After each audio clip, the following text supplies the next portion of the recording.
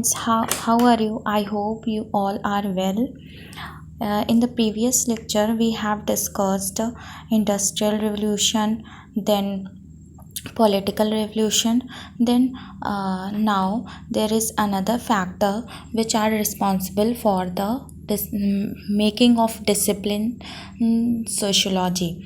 Okay, that is in the intellectual influences को आप ऐसे इनलाइटनमेंट से भी डिनोट कर सकते हैं, मतलब बुद्धि आना, मतलब एक सोच का एक तरीका। इसमें कई बार यूपीएससी में क्वेश्चन पूछा गया है कि how intellectual influence are responsible for the making of मतलब sociology as a discipline.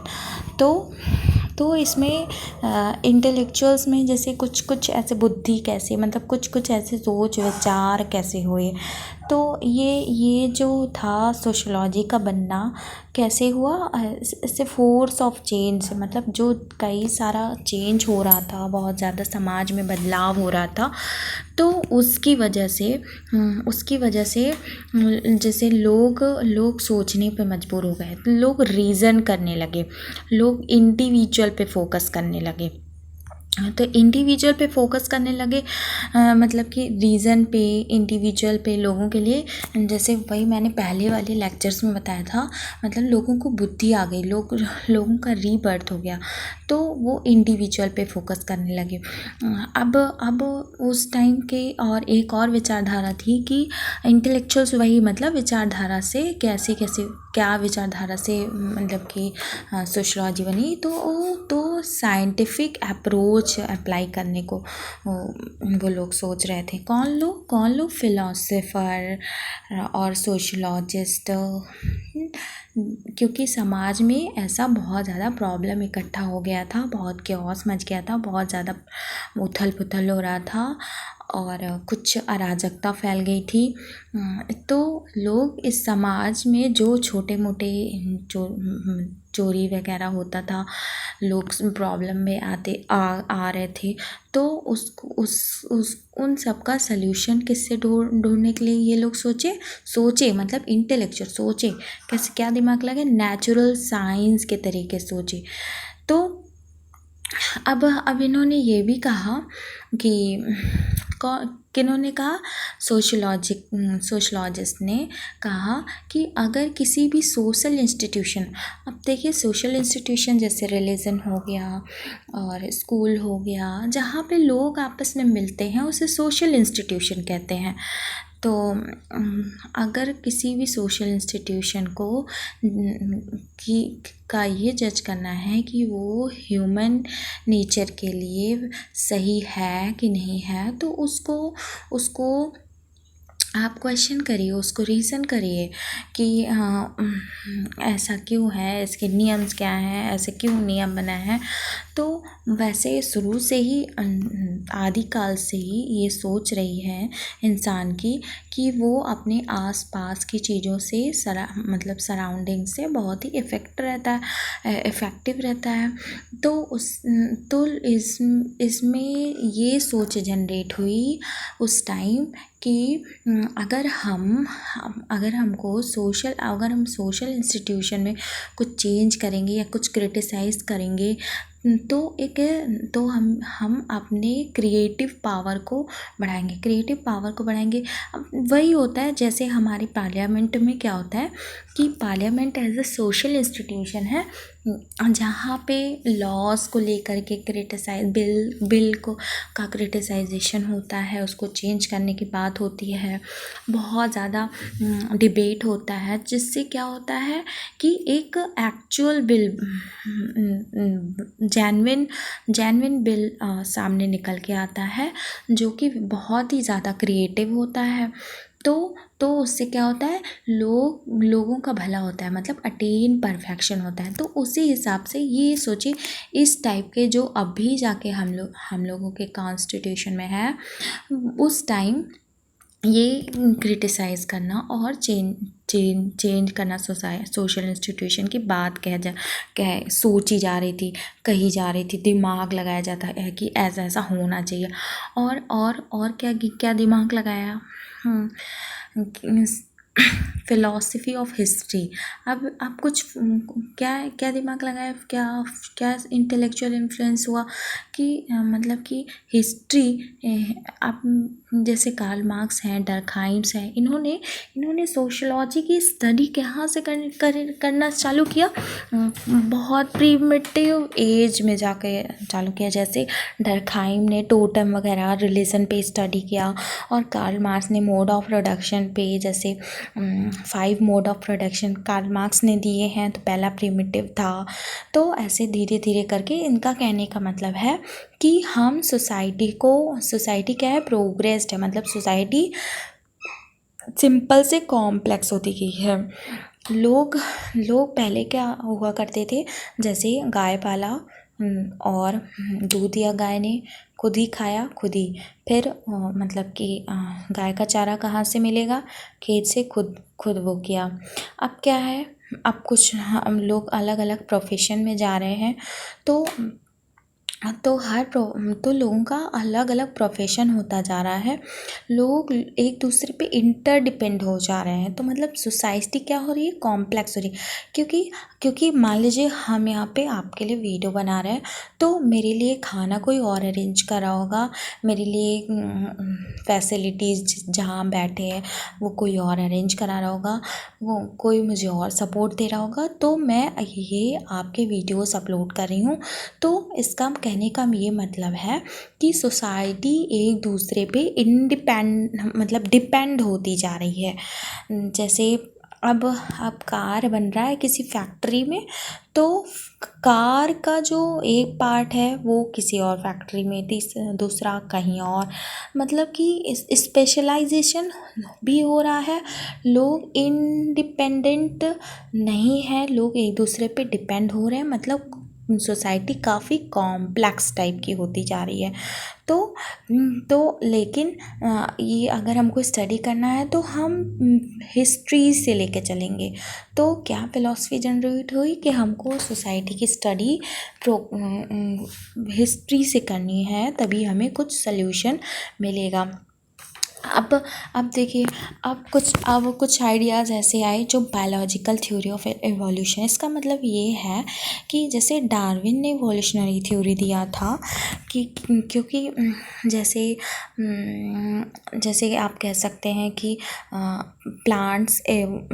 Plants जो होते हैं वो अपने सराउंडिंग्स में अपने जैसे एनवायरनमेंट अगर चेंज होता है तो अडैप्ट करते हैं, तो खुद को चेंज होते रहते हैं और अडेप्टिव होते रहते हैं, चेंज होते रहते हैं, मतलब इवॉल्व होते हैं, कुछ नई स्पीसीज़ बन जाता है। तो वो ये जो डार्विन्स का आइडिया था, ये इन्होंने हर्बर्ट स्पेंसर इन्होंने सोशल वर्ल्ड में अप्लाई कर दिया। कहाँ पे अप्लाई किया, सोशल वर्ल्ड में अप्लाई किया। क्यों, इन्होंने कहा कि ये जो सोसाइटी है हमारी, ये भी धीरे धीरे इवॉल्व हो रही है। मतलब पहले जैसे पहले रहते थे प्रिमिटिव टाइप के लोग, फिर बीच में आया होगा कोई, फिर बीच में आया, तो लोअर स्टेजेस से हायर स्टेजेस की तरफ जा रही है। देखिए, हर्बर्ट स्पेंसर ने ये थ्योरी दिया था, लेकिन फिर इन्होंने सोशल डार्विनिज्म नाम की थ्योरी दे दी, जिसकी वजह से इनको अब मतलब उतना वैल्यू नहीं मिलता है। क्यों, क्योंकि सोशल डार्विनिज्म एक ऐसी थ्योरी है कि मतलब जो लोग, अगर ऐसा मान के चलिए, जो लोग पैसे वाले होंगे, जो ज़्यादा ताकतवर होंगे, वही सर्वाइव करेंगे, अदरवाइज सर्वाइव नहीं करेंगे। तो इनका कहने का ये सेंस था, और ये काफ़ी बेकार थ्योरी मानी जाती है। नेक्स्ट, अब और एक सोशल इंटेलेक्चुअल पुश मिला कि हम सोसाइटी के कंडीशंस को कैसे स्टडी करें, सर्वे करके स्टडी कर सकते हैं।